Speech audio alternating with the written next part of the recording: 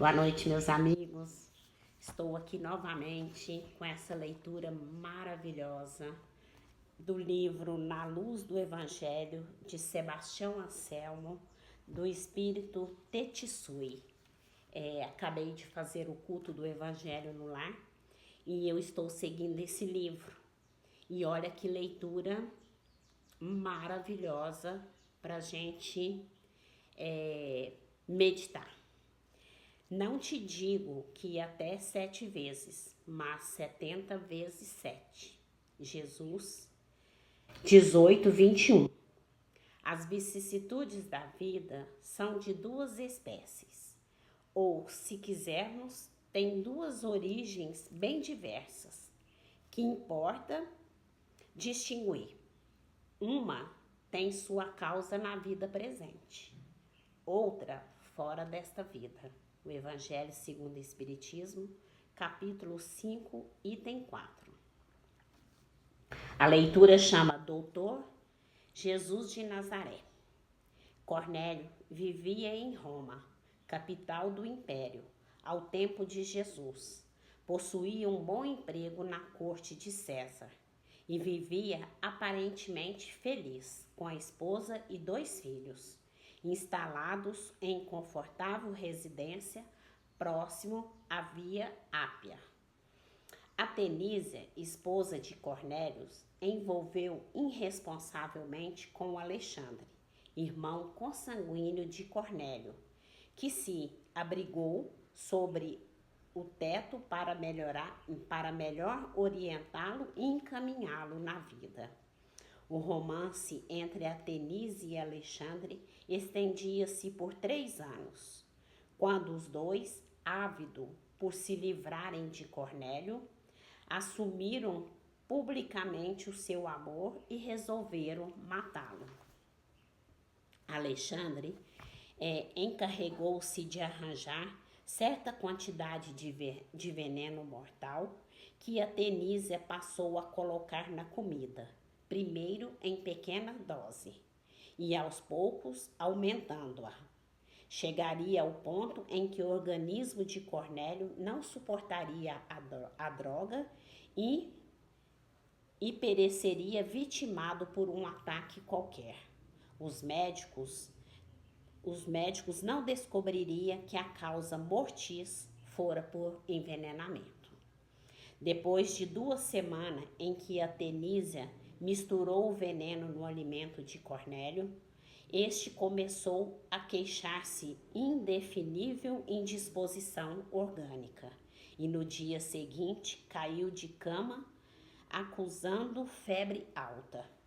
O médico da família foi chamado e, depois de longos exames e períodos de observação, optou por um tratamento de certa artéria que não estaria oxigenando suficientemente o sangue que alimentava o coração. O remédio receitado era fortes, mas não apresentava melhora no estado geral do paciente, que passou a sofrer ataques convulsivos e pequenos desmaios. Na 3ª semana de ingestão da droga, Cornélio sofreu um longo desmaio, com parada cardíaca e cessação dos movimentos do pulso. Atenísia respirou aliviada quando reparou que o corpo do marido não apresentava batimentos cardíacos e chamou imediatamente o cúmplice ao quarto da vítima e passaram a festejar a presença de Cornélio ao plano criminoso que lhe daria liberdade de casarem e continuarem morando na casa do ex-marido e gozando dos seus bens materiais. Mas, na verdade, Cornélio não havia desencarnado. Sofrera um ataque em que o corpo físico fechava as portas para o espírito e entrara numa vida vegetativa em que a respiração, tão lenta, parecia não existir. Os batimentos do pulso e do coração só só poderiam ser perceptíveis com aparelhos especiais. Mas a ligação dos laços do perispírito com o corpo físico continuavam fortes, principalmente na cabeça, dando a Cornélio perfeita consciência de que se passava à sua volta. Podia ouvir a sua esposa e seu irmão conversando, mas não podia abrir os olhos nem movimentar qualquer outro músculo do seu corpo físico. Cornélio ficou assombrado com a ousadia do irmão e a sua amante. Quis levantar-se e espancar os dois traidores, até tirar-lhe a vida. Mas ele não conseguiu movimentar um membro, um músculo sequer do seu corpo. Depois de 2 horas, a Tenísia, já vestida de preto, aparentemente triste, convocou o médico da família para prestar as últimas assistências ao marido falecido. Quando chegou o profissional da saúde, pediu para ficar sozinho no quarto com o enfermo e, após colocar na sua boca algumas gotas de determinado remédio e fazer-lhe cheirar o perfume de algumas ervas cozidas, de improviso em seu aposento, conseguiu espantosa melhora das batidas cardíacas e da respiração do paciente. A Tenísia e o amante, já paramentados para o féretro, mal disfarçavam o despontamento. Cheios de hipocrisia, agradeceram ao médico e tentaram exortá-lo da casa. Mas o profissional, alegando ser o responsável pela saúde do amigo de longa data, anunciou que passaria aquela noite de plantão ao lado do doente. De madrugada, quando as funções orgânicas de Cornélio voltaram ao normal, este confessou ao amigo presente ao seu quarto que havia ouvido dos lábios da própria esposa, enquanto estivera aparentemente morto. Informou ao amigo que pretendia vingar-se daquilo tudo e perguntou se já possuía condições físicas para tal. O médico disse-lhe que o melhor a fazer seria retirá-lo dali, tirá-lo dali como se estivesse morto e levá-lo para um lugar seguro onde pudesse tratá-lo convenientemente e devolvê-lo à sua saúde de sempre.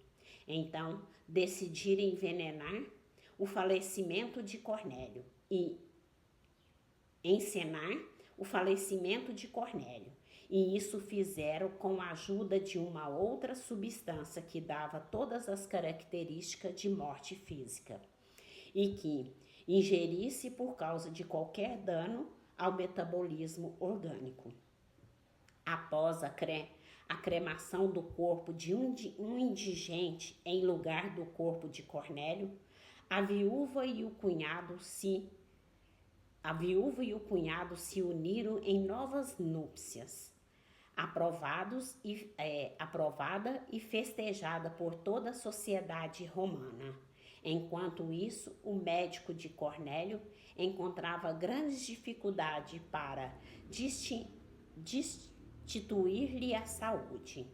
Cornélio encontrava-se na casa de um grande amigo seu, funcionário de César, que prestava serviço e este como seu pronunciador no distante Galileia.